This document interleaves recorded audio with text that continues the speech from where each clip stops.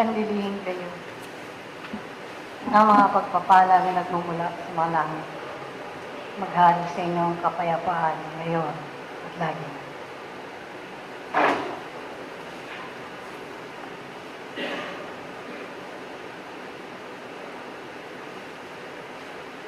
Maging katulad kayo ng buhay ng palay, kung saan sa kanyang takdang panahon ay nagbibigay ng mga ginintuang butil ay umuyukot sa lupa. Nangangahulugan ng kanyang kababaan at sa kanyang sarili pakikinabangan ng bawat isa. Kababaan na lagi nang nagkukulat sa inyong mga sarili upang may pagpatuloy ninyo ang dakilang tungkuling nakapataw sa inyong mga balita. Kababaan na hindi humahatol sa kanyang kapwa, kundi bagkus sinusuri at tinitimbang. Kababaan na siyang magdadala sa inyo sa kaluwalhatian upang makita ninyo ang tunay na kaharian ng mga langit na siyang ninanasa ng bawat isa sa inyo. Ang kababaan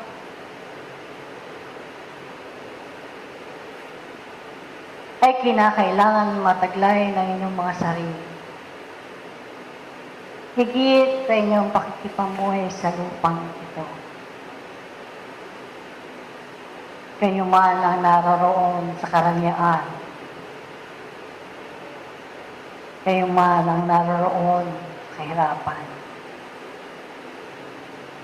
Pantay-pantay ninyong tingnan ang inyong mga kapwa. At higit na suriin at timbangin ang inyong mga sariling gawa.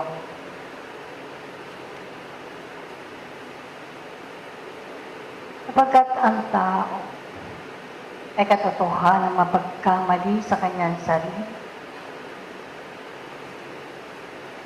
Na kung nakapagkamit ng karangalan sa lupang ito o ng mga kayamanang panlupa, ay katotohanan kinakailangan ninyong pag-aralan sa inyong mga sarili. Bakit ipinagkakatiwala sa inyo ang mga bagay na ito? Na siyang inyong pinagpaguran at pinagpawisan na matagal ng panahon. Subalit, mayroon ng mga ilan na ang kataasan ng kanyang sarili ay sumilay na mahabang panahon ng kanyang pakikitalat sa lupa. At dito'y nagkaroon ng kalituhan at kakilumihanan ng kanyang sarili. Paano'y may kulang sa kanyang pakikipamuhay sa lupang ito.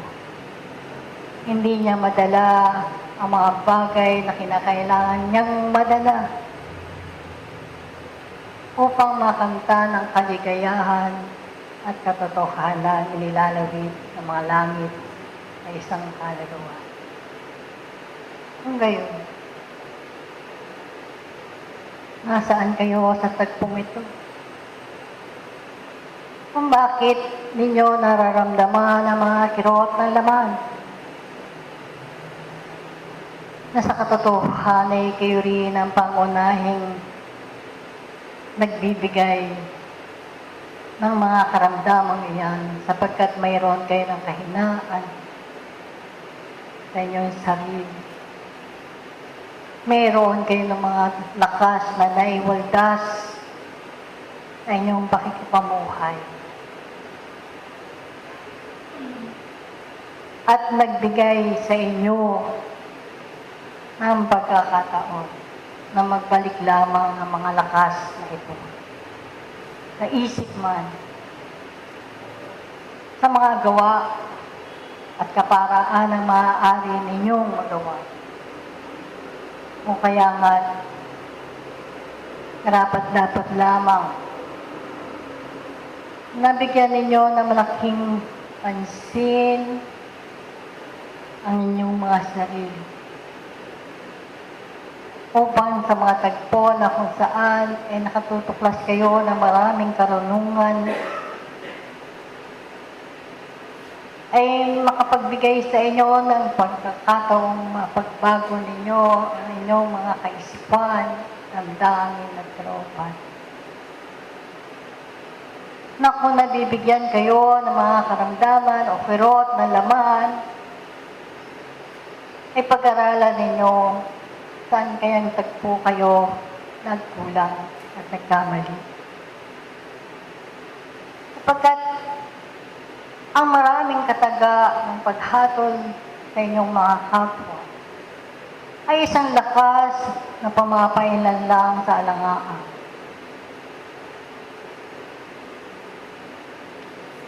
Maging ang mga gawang mayroon ng pagkukulang.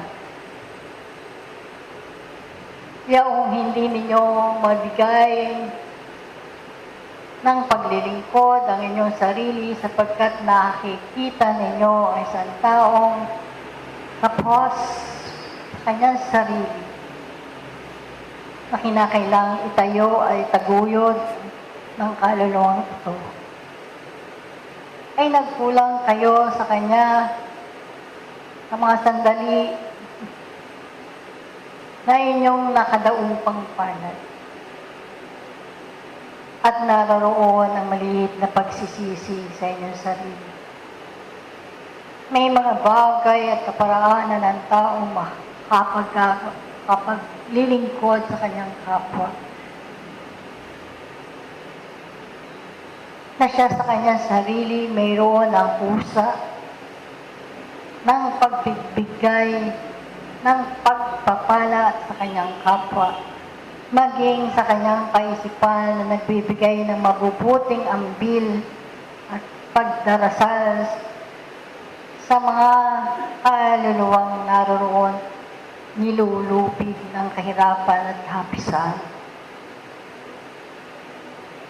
Ang bawat bahagi ito, mga iniibig na mga kapatid, ay maliliit na pagtugon sa tungkulin ng bawat isa sa inyo. Kaya nga, dapat ninyong suriin ang mga isipang niwawaldas at inilalagay sa alangaan. Pinag-aaralan ng mga nanunulas sa inyong mga labi. Pinag-aaralan ng bawat tibukin ng inyong pagkatao. Upang dito'y madama ninyo kung kayo nga ay nagiging karapat-dapat na manglalakbay panahon at bilang isang maunting alagad ng Diyos sa kanyang patalingan. Kung marunong kayo ng mga bagay na ito ay yuyuko ninyo ang inyong mga ulo upang makita ninyo na kayo ay nakatungtong sa lupa at kayong lahat ay pantay-pantay na nakatungtong sa lupang ito.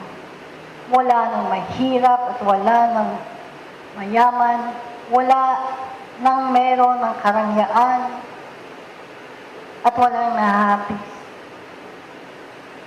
Wala nang api at nandaraya kanyang sarili. Kaya nga, unti-unti ang paglilinis sa inyong sarili ay yung makita ang panirang uod sa inyong mga pagkatao upang ito'y maalis ninyo. At kung nilulupig kayo ngayon sa kasalukuyan, ng maraming karamdaman o kirot na laman ay nangdahil din sa mga gawang mayroon kayong ibigay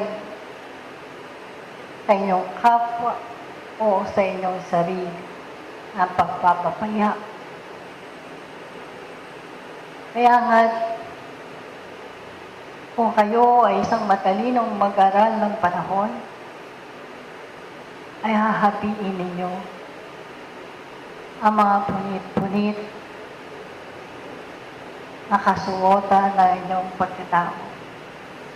Unti-unti at banay-banay ninyong malis at unti-unti ninyong mabago ang inyong mga sarili upang ang maraming karamdamang nadarama ninyo ay matulungan ninyo ang inyong sarili sapagkat kayo rin ang mayroon ng pagpapabaya sa sariling katawang laman.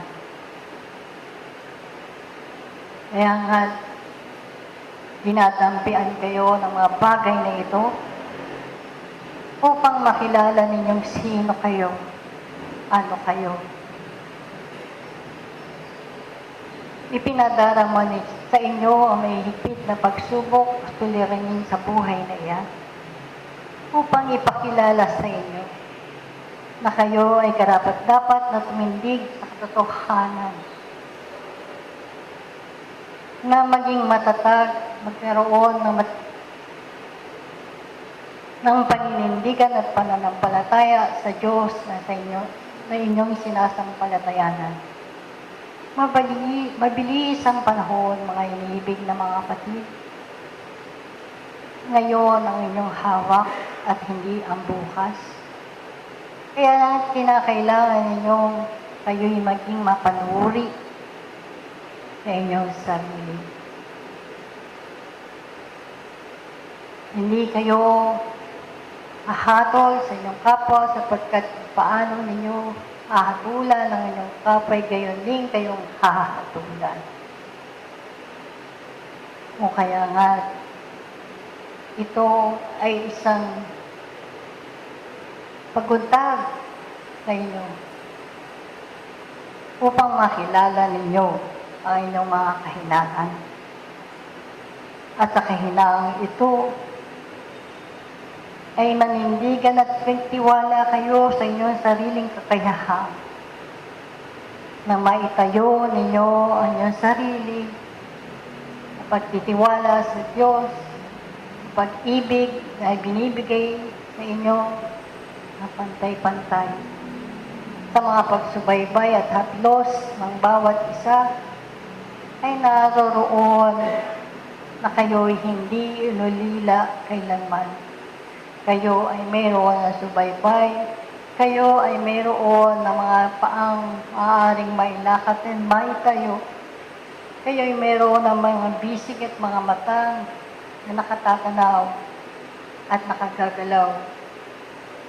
Meron kayo ng pandinig upang kayo makaunawa ng mga aralin ng buhay. Huwag ninyong sayangin ang mga kasangkapan ng inyong katawang lamang ito. Sapagkat dito kayo hahasain ng panahon at patatapatin sa inyong pananampalataya. Ito ang maliit kong alay sa mapalad na umagang ito. Nahapiling ko ang mga sangkapan ng panahon